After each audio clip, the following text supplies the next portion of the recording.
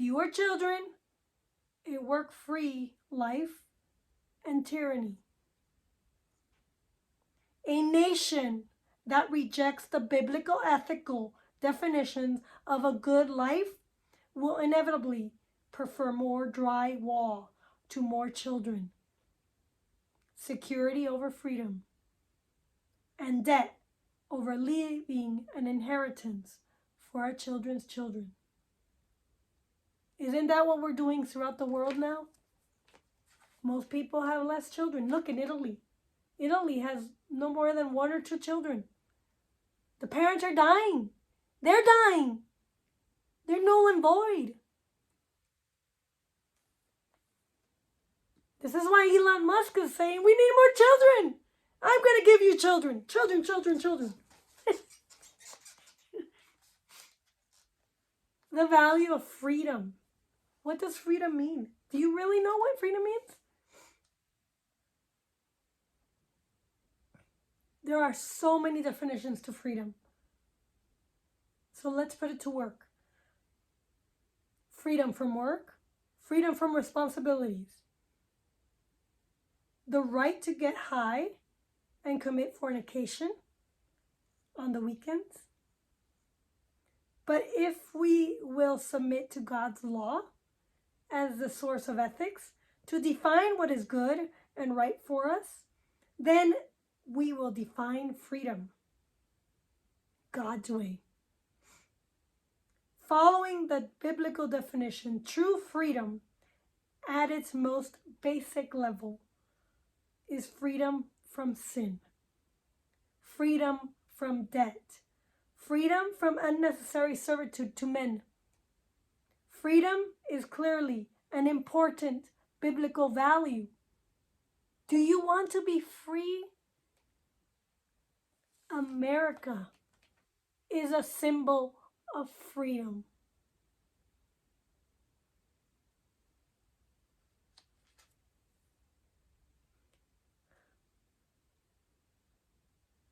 If God will make you free, then you are free indeed.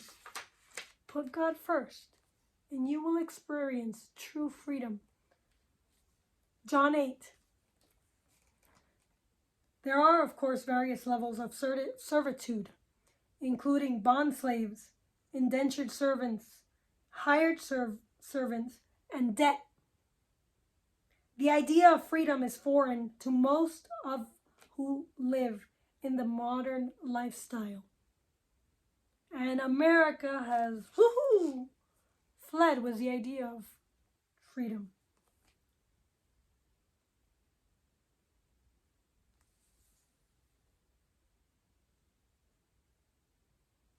For a populace that has traded freedom for security and embraced multiple layers of certitude, such words as liberty and freedom are strange and unwieldy indeed. So how then, I seldom meet with opposition on this. The response is more of a nonchalant interest. So how then can anyone grasp a vision for a concept which has been disappeared from the world? You know, when Republicans say we are for liberty, or when the libertarians say liberty, liberty, what does that mean?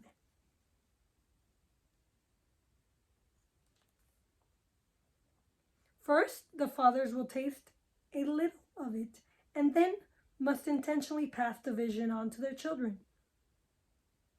If we're not passing this idea of liberty to our children, then we're passing the opposite, which is a life of tyranny.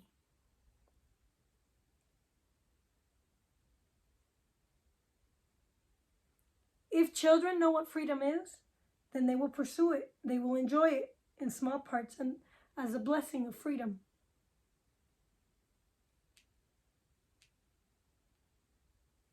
We can gain an understanding about freedom from history books, but history books are being perverted.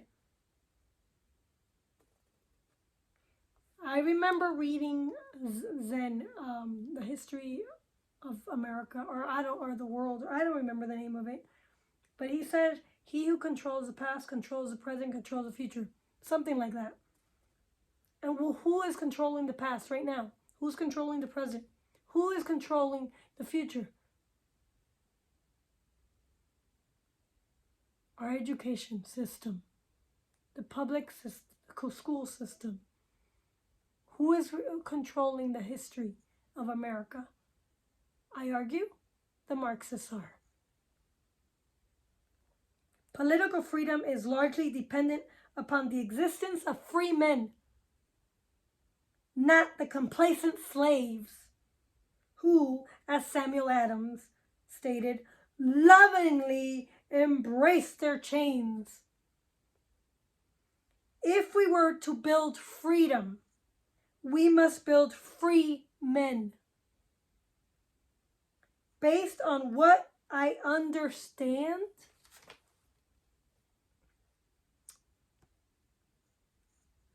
about the men who founded this nation, what follows is a description of a free man. First and foremost, in thinking about our founding fathers, that free man must be self-governing man. What does it mean? We're a self-governing nation. We're not governed by government. What does it mean to be self-governing? Simply put, you submit yourself to Jesus Christ and you obey the commands in the Bible. That's it. And you will be a free man. If we are to advocate for limited government that eschews tyranny, the individual must learn to govern himself.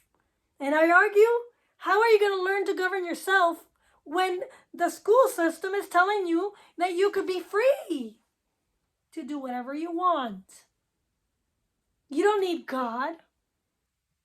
Well, then you're not free. You're a slave to your every desire and want.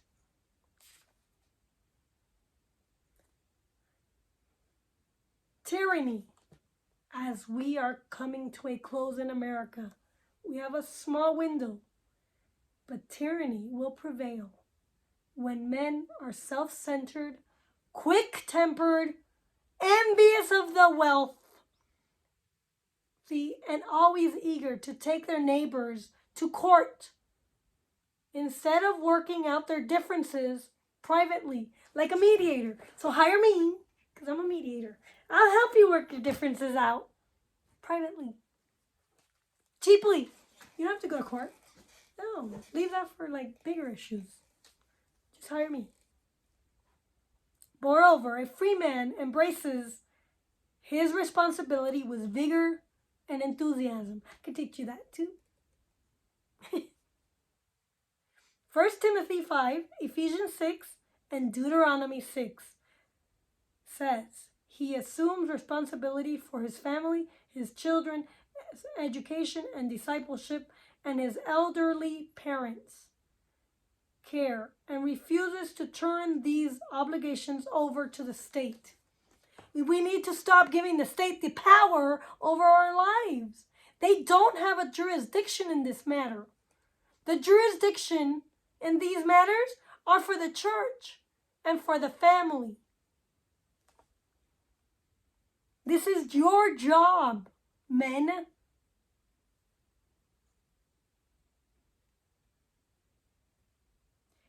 Men, you're supposed to lead your family in love, wisdom, courage, and faith. Kind of like Trump.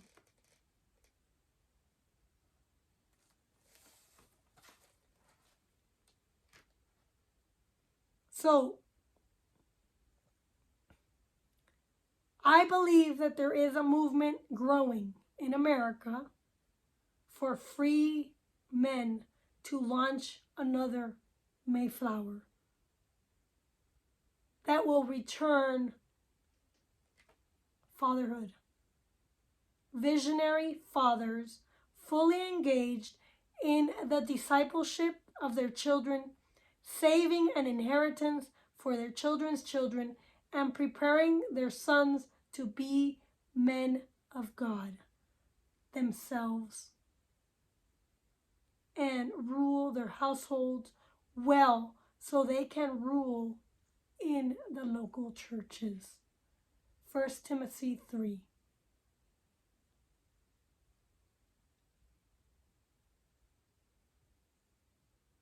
But we need women visionaries like me to kind of like argue with women who are kind of destroying themselves. So,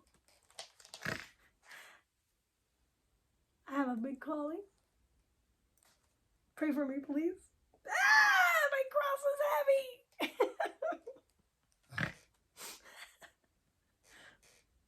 There are conservative men who will not, under any circumstances, risk their own lives for that which they believe, and liberal men who will not only risk the lives of others for that which they believe.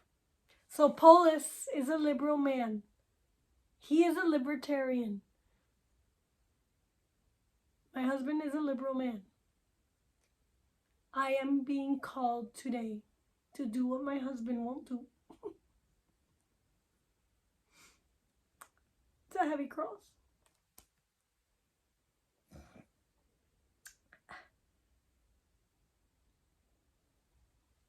We have men today who have insulated themselves from relationships that demand a reservoir of wisdom, courage, and love.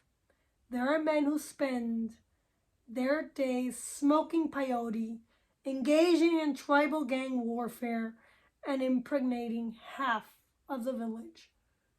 We have men who lack courage to be sacrificial lovers and leaders for their wives.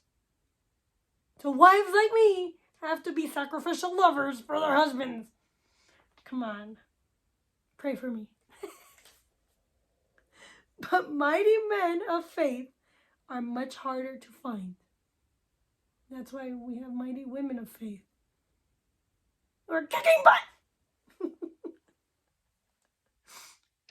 Those few men who have eyes of vision, heads of wisdom, backbones of courage, arms of strength, and hearts of love are despised by the majority and admired by only a rare few. That's Donald Trump! Right there!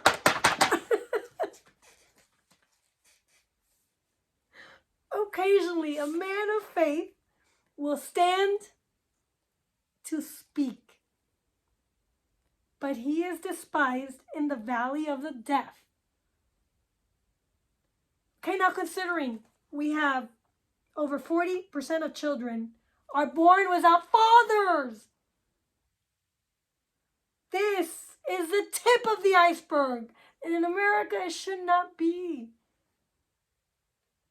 Without the recovery of fatherhood, the recovery of biblical social order of any kind will be impossible.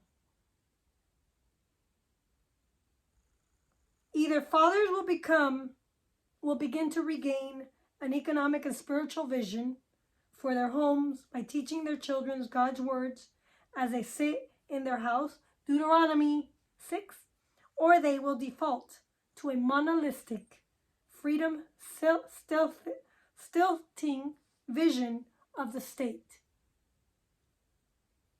And I argue we have a very small window to do this. The state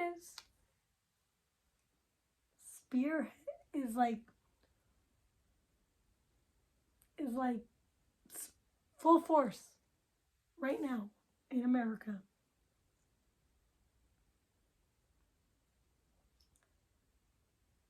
You have a duty, men,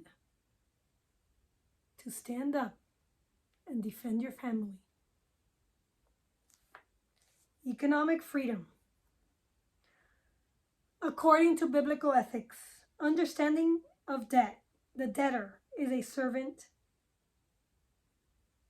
the lender. Proverbs 22. Debt is undesirable. You know, I admire my husband on this area. He hates debt. I do too. But I risk. I take risks. I take the risks that he doesn't. So we balance. I'm doing what he's not. He's doing what I don't. I give him. God has called me to suffer. Debt is slavery, people.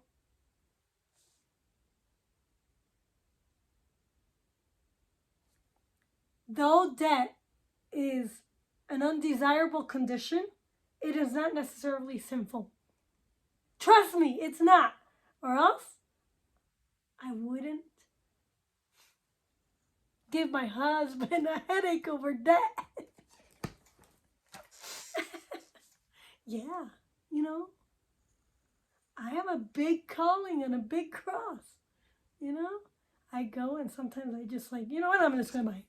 I'll be chastised by my husband. Mortified. But you know what? I need to do this. And I just do it. And sometimes I go and I go because I need to go shopping because I need clothing, you know? I mean, you need clothing. You need to be modest too. And I like good clothing. And you know, when I go shopping, I love my female connectedness. So I go and I pick out 3 outfits and I go in and I try it on and then I come out and I always get complimented by the females that are there with me. And that is the most uplifting experience I've ever had because we women, we uplift ourselves in the way we dress. Oh, but that looks so nice on you. And it's like, oh, thank you. And so you want to buy it because they just complimented you on it. You don't get that in the corporate world. You only get that when you go shopping. I mean, that is like humbling. So I do like that. Anyway, slavery to the government at the federal, state, and local levels has expanded dramatically since the 19th century. And right now, it's astronomically expanded. I mean, the government is like bloated and greedy, and it just wants more.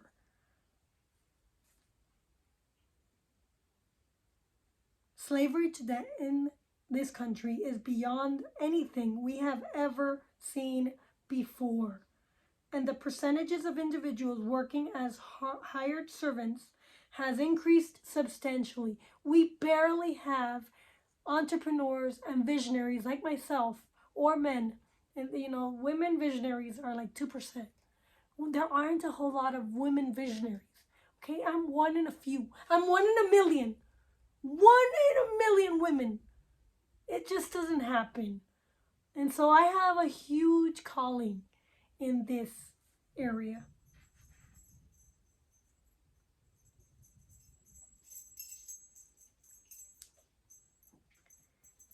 In the days of ancient Rome, of the Roman Empire, about 40% of the populace were bond slaves. 5% served as hired servants. 55% were freemen. And comparing this to most modern nations today, 90% hired servants and 10% were freemen. One would wonder if the world has changed that much in aggregate. Yes, the world has really changed.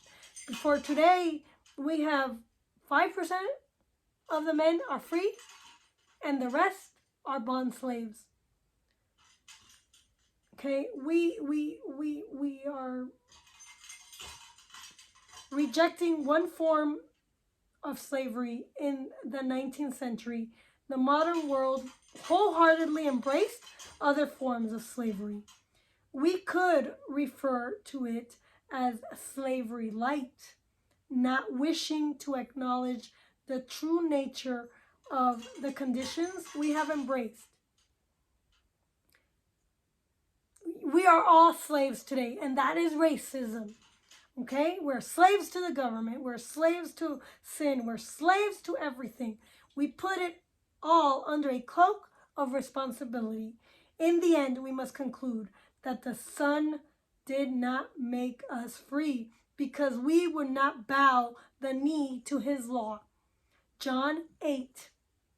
We would not submit ourselves to his yoke, which would have been lighter than the yoke of the humanist man. Matthew 11.